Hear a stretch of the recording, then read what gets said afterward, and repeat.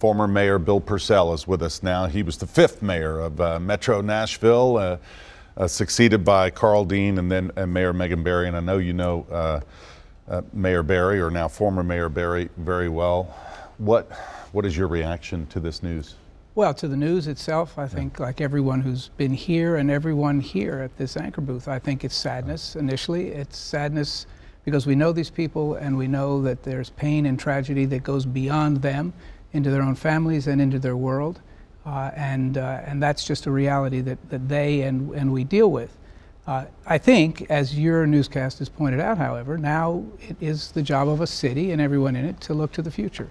And I think what you've been reporting is a city that is focused right there now.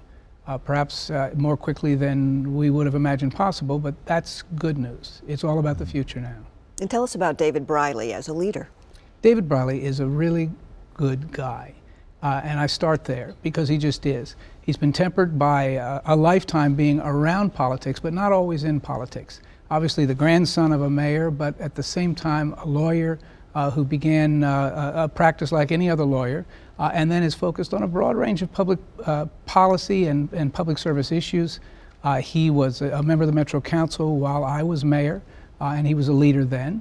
I think tempered by his own race for mayor previously, he came back as an incredibly strong vice mayor who was both in charge, but also, I think as the council members indicated, a guy who listened to them and allowed them to be the Metro Council. So my sense is he comes at it with as much perspective and as much goodwill as anyone could possibly come to it at this time in our history. As this scandal unfolded, did Mayor Barry turn to you for advice? Did you think it was going to end like this?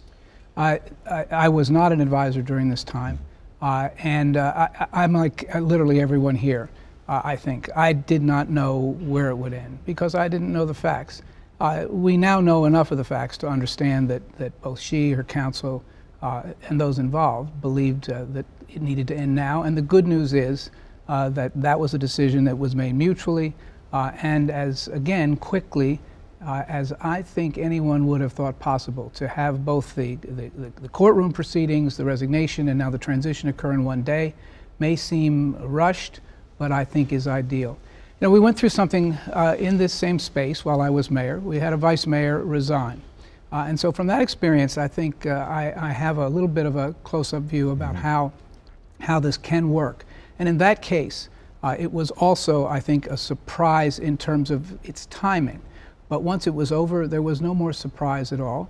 There was a transition. The vice mayor was Howard Gentry. He'd been the mayor pro tem of the city council.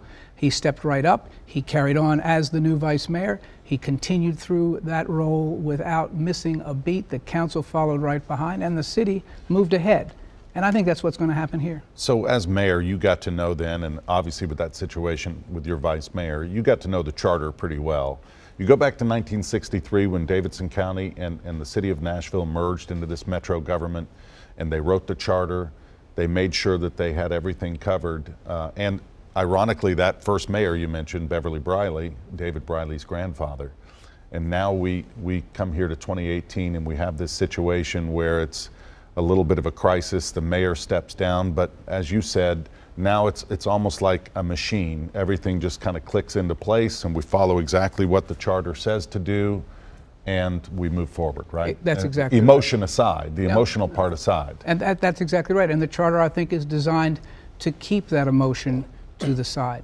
It's a city. It's more than 600,000 people, approaching 700,000 people. It's children. It's all of the needs of all of those people. And what the charter does is allow us to just keep going as a city and hopefully progressing as a city, which is a shared goal of everyone involved, even our former mayor. You're in an elite group of people who are mayors of Nashville, have been mayors of Nashville. What's it like living life in a fishbowl?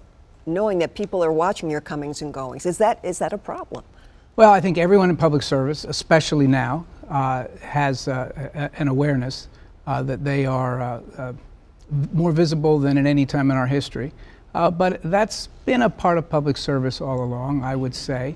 The speed with which it moves, that's changed. The different venues in which it can appear, that's changed. But overall, there's always been a Phil Williams somewhere around looking and watching and being careful about what's going on in public service and the government. So that piece of it, the pressure's real, the pressure's great. But, you know, frankly, I think every citizen in Nashville has similar feelings about the importance of their own lives and doing the best they can. Now, Mayor, you and I have been around a long time and seen a few scandals over the years. But part of what we've looked at with our investigation here is the use of security. You had security, but you know, as we kind of digest the lessons from this, what is the proper role of security? Does it have its place? Well, I think one of the things that may very well come out of these reviews that are ongoing now, especially in the Metro Council, is to have a chance for more voices to be heard on that subject. Let me say, in other cities, New York, Chicago, Cleveland, are just three that occur to me, there's always been a much higher level of security surrounding the mayor, not just during the day, but 24 hours a day in front of their homes and in other locations. Different cities have had different perspectives, obviously have had different challenges. Here, it changed after 9/11. Prior to 9/11, the mayor had one police officer who was involved in driving, and that's all. After 9/11, and that was on my watch, there was a change so that there would at least be an officer at the scene or the place where the mayor was going, just to be sure that there was a handoff into the location. And that seemed like a reasonable additional protection. Whether things have changed in some ways that we don't know or may not be allowed to know yet, I can't say. But I do think the council and the process that we're going through now gives us an opportunity to know what the current best practice is, what the thinking is, and what is really needed and what is not.